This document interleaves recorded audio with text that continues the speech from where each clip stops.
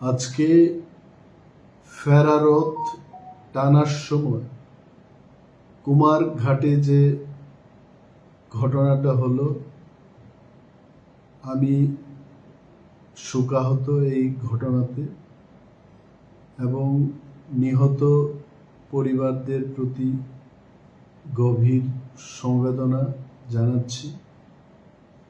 ভাবতে অবাক হয় যে এই রথটা যখন শুরু হয়, ফেরারত বলতে যা বুঝি এই পথ দিয়ে রথযাত্রা গেছে এবং আজকে উল্টো রথ টেনে আবার রথটাকে আনা। আমার একটা প্রশ্ন হলো যে প্রশাসনকে জানানো হলো, এটা নিশ্চয়ই জানিয়েছে এবং প্রশাসনের লোক সেখানে ছিল। যাওয়ার পথেই যদি রথটা যেতে পারে, আজকে ফেরার পথে এই ঘটনা কেন হল? সেখানে প্রশাসনিক আধিকারিকদের জানা উচিত ছিল, জিজ্ঞেস করা উচিত ছিল।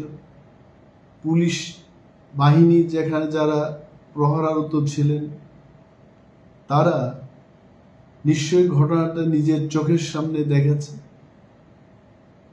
প্রশাসন যদি একটু অ্যালার্ট হয়ে কাজ করত, এই ঘটনাটাকে এড়ানো যেত এবং যারা এই দোষী, এই কাজে, এই ঘটনায় যারা যুক্ত, এই ঘটনাটা যাদের কারণে হয়েছে, দ্রুত এবং সুস্থ তদন্ত সরকারকে করতে হবে এবং শাস্তির ব্যবস্থা করতে হবে।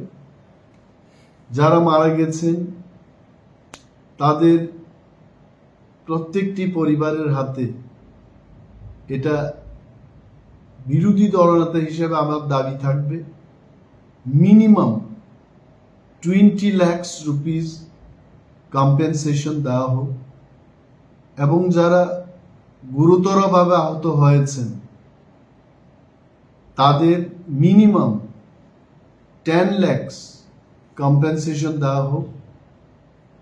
যারা চিকিৎসাধীন রয়েছেন এখন, তাদের সমস্ত চিকিৎসার ব্যবস্থা সরকারের খরচেই হোক এবং সরকারকে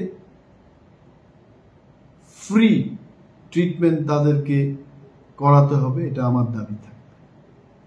অ্যান্ড দি কালপ্রিটস, যারা এই ঘটনায় যুক্ত, যাদের কারণে এই ঘটনা হয়েছে, আবারও বলছি, দ্রুত তদন্তের মাধ্যমে তাদের বিরুদ্ধে কঠোর ব্যবস্থা গ্রহণ করা হবে।